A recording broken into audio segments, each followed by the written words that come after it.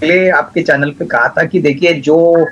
Negative और downside है वो तो ऑलरेडी प्राइस में फैक्टर्ड इन है, लेकिन जो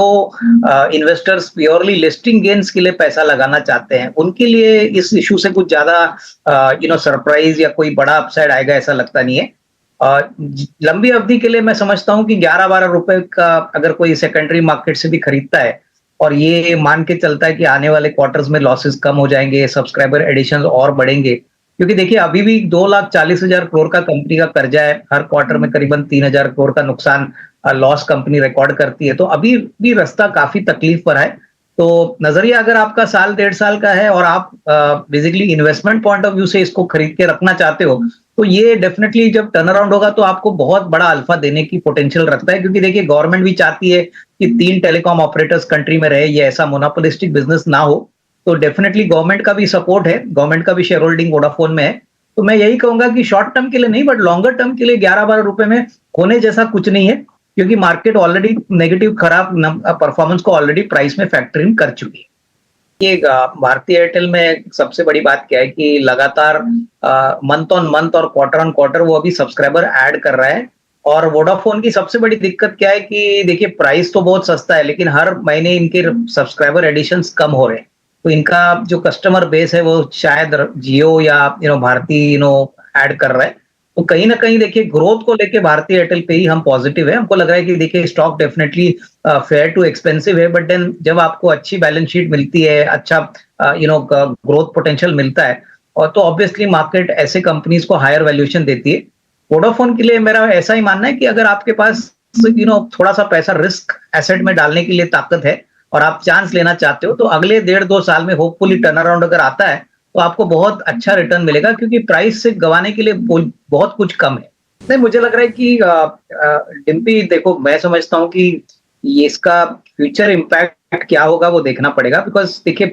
अगर वो छोटा सा स्टेक है तो इसमें कोई बड़ी बढ़त आती भी है तो मेरे ख्याल से वो बाद में थोड़ी प्रॉफिट बुकिंग में कन्वर्ट होगी। लेकिन अगर सिग्निफिकेंट स्टेक की बातें चल रही है, क्योंकि अभी तो मेरे ख्याल से सबसे बड़ा स्टेक यस बैंक में एसबीआई का है। गवर्नमेंट के रिप्रेजेंटेटिव जो बैंक है, इन्होंने ये पैसा तब लगाया था जब इस बैंक में बहुत बड़ी क्राइसिस हुई थी। अभी अगर ऐसा कोई बड़ा स्टेक सेल होता है तो मेरे ख्याल से मार्केट्स इसको और क्लोजली वॉच करेगा और शायद और थोड़ी रीरेटिंग आएगी, क्योंकि डेफिनेटली फिर नए मैनेजमेंट और नए जो भी ग्रोथ नंबर्स और स्ट्रेटेजीज होंगी वो मार्केट देखना चाहेगा। तो मेरे ख्याल से थोड़ा सा इंतजार करते हैं। अगर माइनर स्टेक सेल है तो इसमें कोई बड़ी बात लगती नहीं है, बट अगर बड़ा स्ट्रेटेजिक स्टेक खरीदने की बातें चल रही है तो इसमें डेफिनेटली इस लेवल से भी बहुत अच्छी रेटिंग आने की पॉसिबिलिटी 40 और 50 के रेंज में रहेगा, क्योंकि देखिए कंपनी की ऑर्डर बुक तो अच्छी है और मार्केट ये थोड़ा सा अंदाजा लगा चुकी है कि आने वाला साल भी इनके लिए काफी अच्छा रहेगा। जब तक कोई बड़ा